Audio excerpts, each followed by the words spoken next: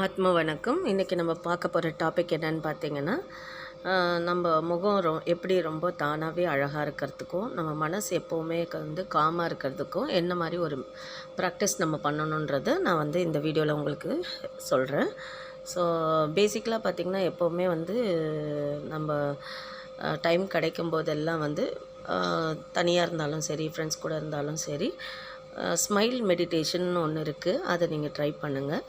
Just ஒன்றும் இல்லை, உங்கள் 2 கையையும் நமஸ்காரம் மாதிரி வச்சுட்டு நம்ம உதடுகளை கொஞ்சம் சிரித்தபடி வைக்கணும். அதுக்காக ரொம்ப சத்தமாக சிரிக்கிறது கிடையாது. இது ஜஸ்ட் ஸ்மைல், ஒரு புன்னகை தான், சரிங்களா? அந்த அந்த ப்ராக்டிஸ் நீங்கள் பண்ணிக்கோங்க. ஆட்டோமேட்டிக்காக நமக்கே தெரியும், ஐயோ நம்ம சிரிக்கிறதையே மறந்துட்டுருக்கோம் அப்படின்றது அப்போ தான் தெரியும்.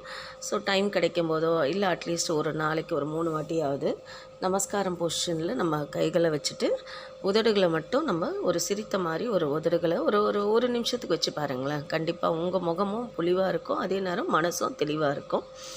இது இல்லாமல் இன்னும் ஒரு சின்ன விஷயம் நான் சொல்லித்தரேன்.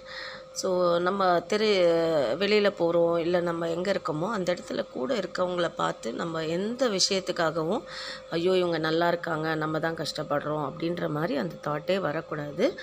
அந்த தாட் வந்தாலுமே நம்ம மனநிலை எப்போவுமே ஒரு மாதிரி நெகட்டிவ் ஆகிடும். நம்மக்கிட்ட எதுவுமே இல்லாத மாதிரி, மற்றவங்க நல்லா சந்தோஷமாக இருக்க மாதிரி அந்த ஃபீல் வந்துச்சுனாலே ஆட்டோமேட்டிக்காக நம்மளுடைய எனர்ஜி லெவல் பார்த்திங்கன்னா நெகட்டிவாக போயிடும். ப்ளஸ் அடுத்தடுத்து எல்லாமே நெகட்டிவாக நினைக்க ஆரம்பிச்சிடுவோம். அதனால் அந்த ஒரு ஹேபிட்டை மறந்துடுவோம். அதே மாதிரி யாரை நம்ம பார்த்தாலோ இல்லை எந்த உயிரை பார்த்தாலும் அதுக்கிட்ட ஒரு ப்ளஸ்ஸை நம்ம கண்டுபிடிக்கிற மாதிரி பழகிக்கணும். அதாவது ஒருத்தங்க நம்மளை எதேர்ச்சியாக நம்ம ஒருத்தங்களை வெளியில் போகும்போது பார்க்கும்போது அவங்கக்கிட்ட இருக்க ஒரு மேனரிசமோ இல்லை ஏதோ ஒன்று அவங்கக்கிட்ட ப்ளஸ்ஸாக இருக்குது, பரவாயில்ல இவங்க நல்லா ஃபிட்டாக இருக்காங்க, இல்லை இன்னொருத்தங்களை பார்த்தோன்னே நல்லா ட்ரெஸ் பண்ணியிருக்காங்க, இல்லை இன்னொருத்தங்களை பார்த்தோன்னே பரவாயில்ல சந்தோஷமாக இருக்காங்க, இதே ஆட்டிடியூட் நம்மளுக்கும் வரணும். அந்த மாதிரி ஒவ்வொருத்தர்கிட்டையும் ஏதாவது ஒரு ப்ளஸ்ஸு நம்ம கண்ணில் படுற மாதிரி இருக்கும். ஆனால் நம்ம தான் அதை பார்க்குறது இல்லை. அதை பார்த்து பழகிட்டோம்னா ஒரு மனுஷங்களை பார்த்தாலும் சரி, இல்லை ஏதோ ஒரு உயிரினங்களை பார்த்தாலுமே சரி, ஆட்டோமேட்டிக்காக நம்ம அது மேலே நமக்கு ஒரு அன்பு வர ஆரம்பிச்சிடும். அந்த அன்பு வந்துடுச்சுனாலே நமக்கு அந்த பொறாமை குணம், எந்த விதமான தீய குணமும் நமக்கு இருக்காது, சரிங்களா? ஸோ பார்க்குறவங்கள எல்லாரையும் அவங்கக்கிட்ட இருக்க ப்ளஸ்ஸை நீங்கள் பாருங்கள்.